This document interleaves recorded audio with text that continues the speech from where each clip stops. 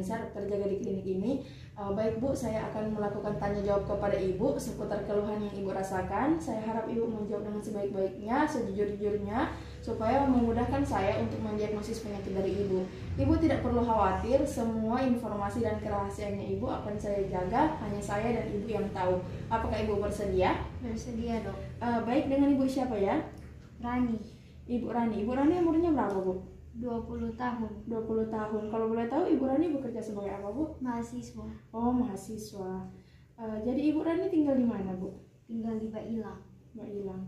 Jadi apa Bu keluhannya sehingga Ibu datang ke sini? sakit telinga, Sakit telinga. Sakit telinga sebelah mana Ibu? kiri, Sebelah kiri. Sudah berapa lama Bu?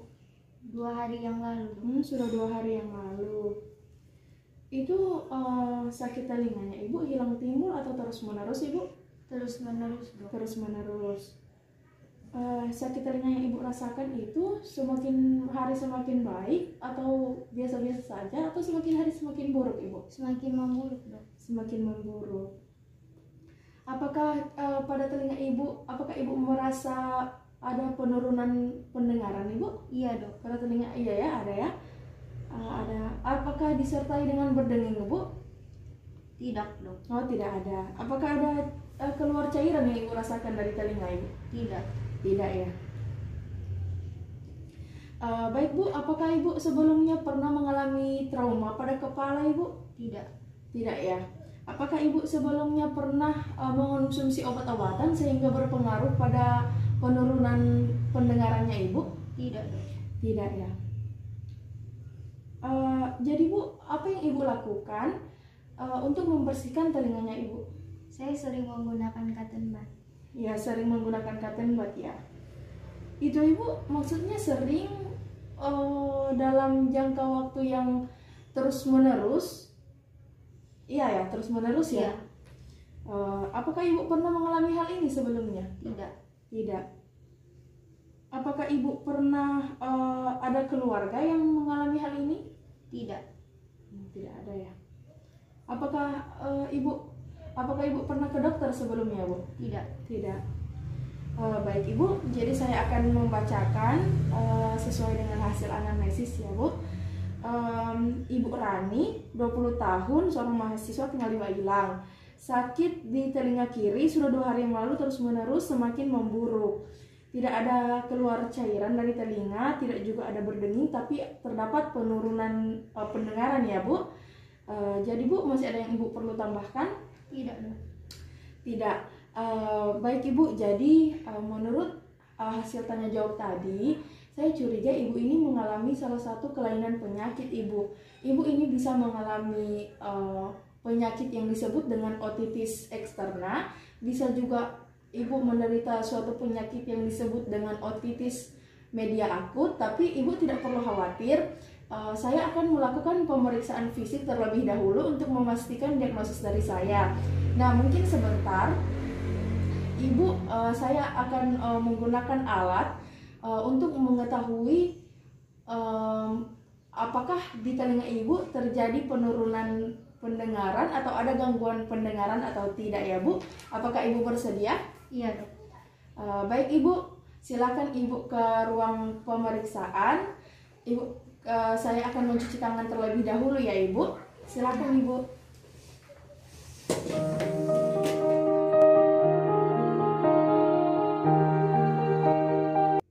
Selanjutnya, saya akan melakukan pemeriksaan fisik kepada pasien, di mana pemeriksaan fisiknya yaitu pemeriksaan telinga, hidung, dan tenggorokan. Di sini saya sudah mencuci tangan terlebih dahulu dan saya akan pergi ke ruang pemeriksaan. Permisi Ibu. Di sini pasien sudah dalam keadaan seolah-olah tidak memakai jilbab. Permisi Ibu, bisa menghadap ke cahayanya Ibu. Nah, di sini yang pertama saya akan melihat kondisi umum dari pasien, dari ujung rambut sampai ujung kakinya dari pasien. Setelah itu saya akan mengukur tanda-tanda vital, tekanan darah, nadi, suhu, dan pernafasan. Setelah itu saya sudah memposisikan pasien dan saya sudah melakukan memakai lampu kepala. Setelah itu saya akan melakukan inspeksi kepada telinganya pasien.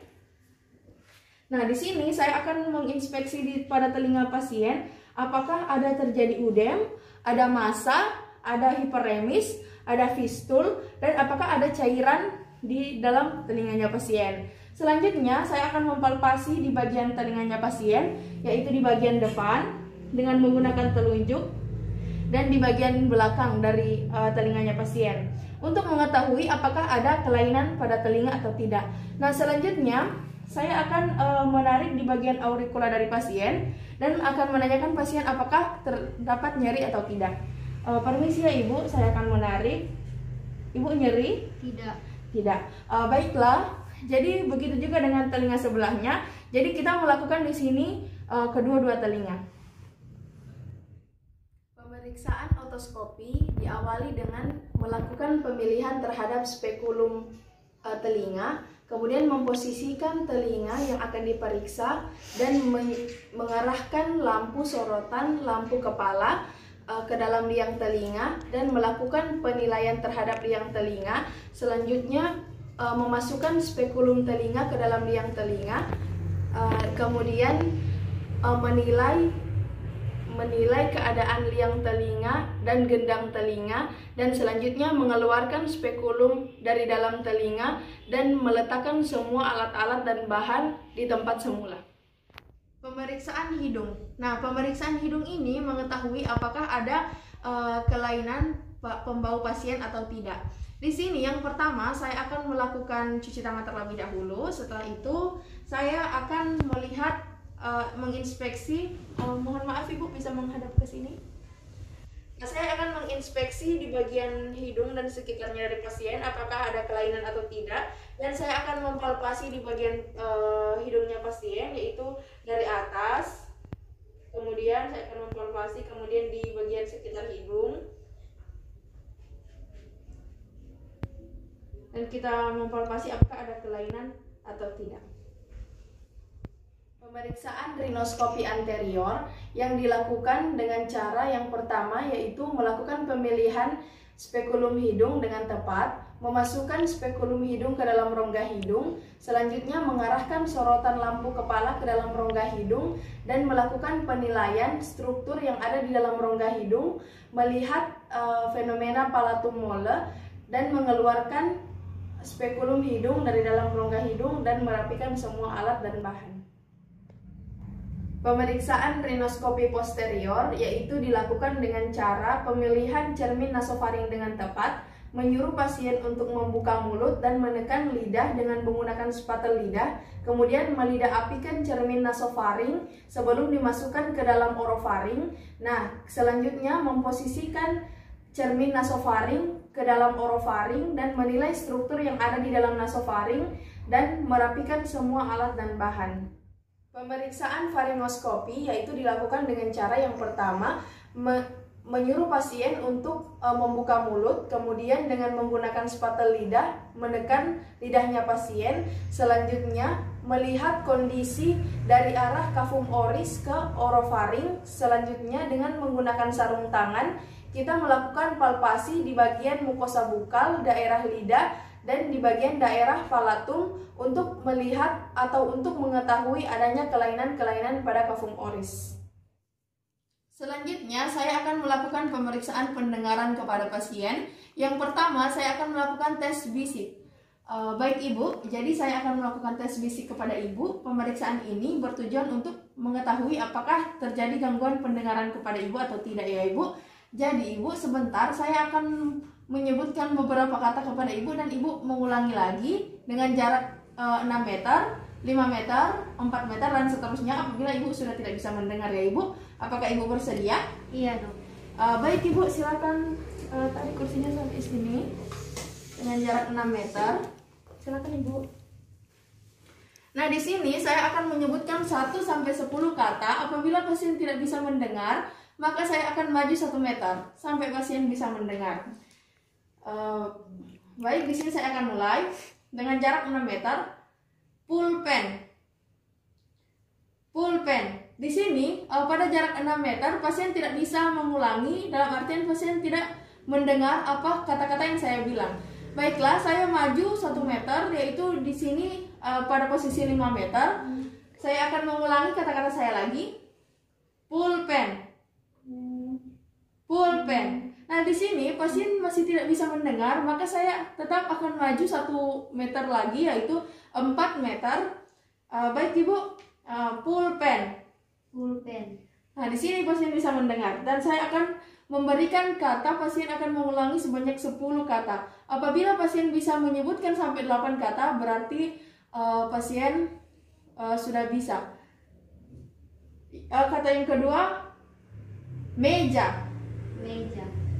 Baik. Kata selanjutnya, kamar. Kamar. Kata selanjutnya, buku. Buku. Baik, masih bagus. Kata selanjutnya, kursi. Kursi. Pasien masih bisa mendengar. Selanjutnya, mata. Mata. Bisa. Hidung. Hidung. Bisa. Selanjutnya, bunga. Bunga. Selanjutnya, jilbab. Jilbab. Pasien masih bisa mendengar. Berarti di sini pasien bisa mengulangi kata-kata saya lagi dalam jarak 4 meter. Kemudian saya catat hasilnya. Pemeriksaan garpu tala. Nah, yang pertama di sini pemeriksaan garis pendengaran. Alat yang saya gunakan yaitu garpu tala. Pemeriksaan ini bertujuan untuk mengetahui batas atas dan batas rendah ambang pendengaran. Baik Ibu, jadi saya akan melakukan tes garis pendengaran kepada Ibu. Yang saya gunakan yaitu garpu tala. Jadi sebentar saya akan meminta Ibu untuk mengangkat tangan apabila Ibu masih mendengar bunyi dari garpu tala ini ya Ibu. Apakah Ibu bersedia? Iya dok. Baik Ibu, silakan menghadap ke sini. Nah, di sini saya akan menggetarkan garpu tala dan saya akan mendekatkan di bagian telinga pasien 2,5 sampai 3 cm dan menyuruh pasien mengangkat tangan apabila mendengar suara, mendengar bunyi. Nah, kita lakukan dari frekuensi terendah sampai tertinggi. Begitu juga kita lakukan ke telinga yang sebelahnya. Jadi di sini kita lakukan kedua-dua telinga dan catat hasilnya. Pemeriksaan yang kedua yaitu tetap menggunakan garpu tala. Di sini tes Rine. Tes Rine ini dengan cara saya akan menggetarkan garpu tala dengan frekuensi 512 atau 256 Hz dan didekatkan di depan telinganya pasien. Dan menginstruksikan pasien apabila mendengarkan bunyi maka untuk mengangkat tangannya. Misi ya Ibu.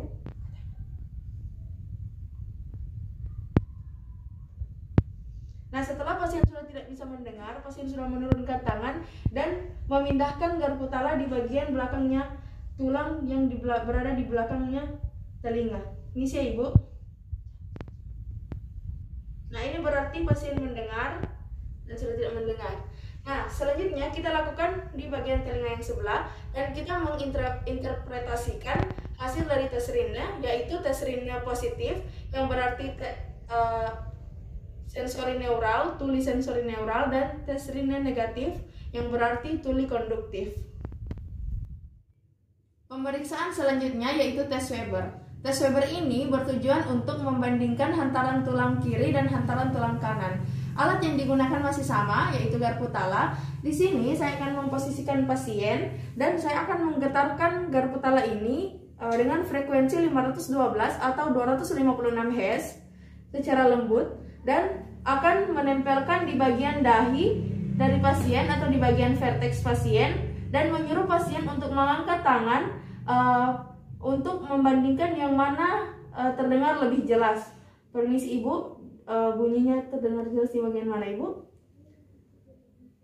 Nah, setelah itu kita catat hasilnya dan buat interpretasi. Tes swabah. Nah, pada tes swabah ini kita masih menggunakan garpu tala dan saya sudah memposisikan pasien. Nah, kemudian saya akan menggetarkan garpu tala ini dengan frekuensi 512 sampai 256 Hz secara lembut dan saya akan menempelkan di bagian planum mastoidnya pasien dan menyuruh pasien untuk mengangkat tangan apabila terdengar bunyinya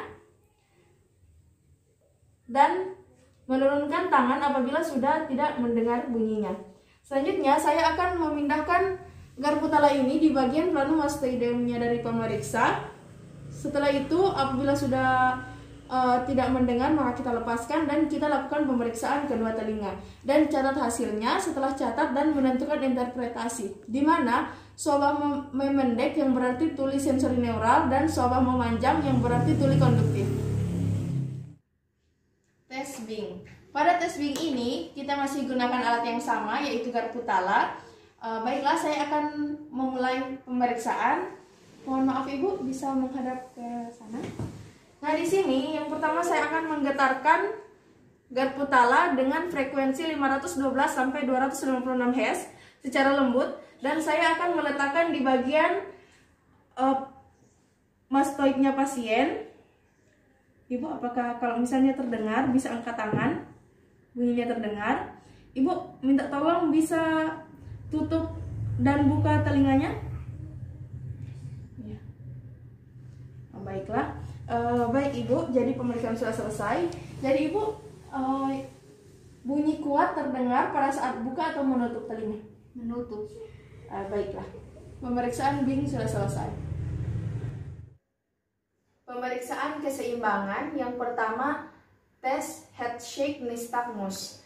Nah, di sini pasien menundukkan kepala 30 derajat, kemudian membalikkan kepala ke kiri dan ke kanan secepat mungkin selama 30 detik dan tuliskan hasilnya. Tes dynamic visual acuity. Nah, di sini alat yang digunakan adalah Snellen eye chart, di mana kita akan menyuruh pasien untuk membaca huruf yang ada di Snellen eye chart dan menandai batas pasien yang bisa membacanya. Selanjutnya, menyuruh pasien untuk memiringkan kepalanya, menggoyangkan ke kiri dan ke kanan dengan kecepatan 2 Hz, kemudian menyuruh kembali membaca huruf yang ada di yang pada chart, kemudian catat hasilnya. Tes head impulse. Pada tes head impulse ini kita menyuruh pasien untuk menundukkan kepala 30 derajat, kemudian menyuruh pasien untuk menoleh ke bagian lateral 15-30 derajat, tetapi tetap fokus pada titik pusat. Misalnya titik pusat di sini yaitu hidung pemeriksa, dan tetap kita tiba-tiba kita langsung menyuruh pasien untuk menggerakkan ke bagian titik pusat dan tetap fokus pada titik pusat tersebut dan catat hasilnya. Tes Romberg. Pada tes Romberg ini kita meminta pasien untuk berdiri dengan kaki sejajar dan tangan menyilang di depan dada, membandingkan mata terbuka dan tertutup masing-masing 30 detik dan catat hasilnya. Selanjutnya pemeriksaan penghidu dan pengecapan. Nah, yang pertama pemeriksaan penghidu. Pemeriksaan penghidu ini bertujuan untuk mengetahui apakah pada penghidunya pasien masih peka terhadap bau atau tidak. Nah, di sini saya sudah melakukan cuci tangan terlebih dahulu dan saya sudah menyiapkan bahan. Di sini ada kunyit, merica, dan jahe. Nah, di sini saya akan menyuruh pasien untuk menutup mata dan saya akan meletakkan kunyit ini di bagian dada pasien kira-kira 20 cm sampai 30 cm dan mengangkatnya dan menurunkan, kemudian menanyakan bau apa yang pasien hidukan. Permisi Ibu, bisa buka ininya, maskernya. Baiklah, Ibu tutup mata ya. Tutup mata. Saya akan menghidup. Ibu bau apa? Kunyit. Nah, baik, pertahankan tutup matanya ya Ibu. Bau selanjutnya Jahe. ya, oke. Bau selanjutnya Merica. apa Bu? Ulang lagi? Merica. Ya, baik. Jadi di sini pasien dalam keadaan normal. Nah, kemudian yang kedua, pemeriksaan pengecapan. Pemeriksaan pengecapan ini bertujuan untuk mengetahui apakah lidah pasien ini masih peka terhadap rasa atau tidak. Baik Ibu, jadi saya akan melakukan pemeriksaan pengecapan kepada Ibu. Mungkin sebentar saya akan menyuruh Ibu untuk menutup mata dan saya akan memberikan berbagai macam larutan dan Ibu menyebutkan kalau itu rasa apa ya Ibu. Apakah Ibu bersedia? Iya. Baik Ibu, bisa buka dulu maskernya. Nah, di sini saya sudah melakukan cuci tangan terlebih dahulu, dan saya akan menyuruh pasien untuk menjulurkan lidah dan untuk menutup mata. Mohon maaf Ibu, bisa menutup mata. Nah, di sini saya akan memberikan larutan kepada pasien dan menanyakan rasa apa yang pasien rasa. Mohon maaf Ibu, bisa menjulurkan lidahnya. Rasa apa Ibu? Manis. Baik, kemudian selanjutnya rasa apa Ibu? Pahit. Oke, selanjutnya Ibu, mohon maaf, rasa apa Ibu? Asin. Oke, selanjutnya ini Ibu, rasa apa Ibu? Asam. Oke, Ibu silakan buka mata. Nah, baiklah, pemeriksaan sudah selesai dan catat hasil pemeriksaan bahwa pasien ini normal. Baiklah Ibu, jadi saya sudah melakukan anamnesis kepada Ibu, saya sudah melakukan pemeriksaan fisik kepada Ibu ya Ibu.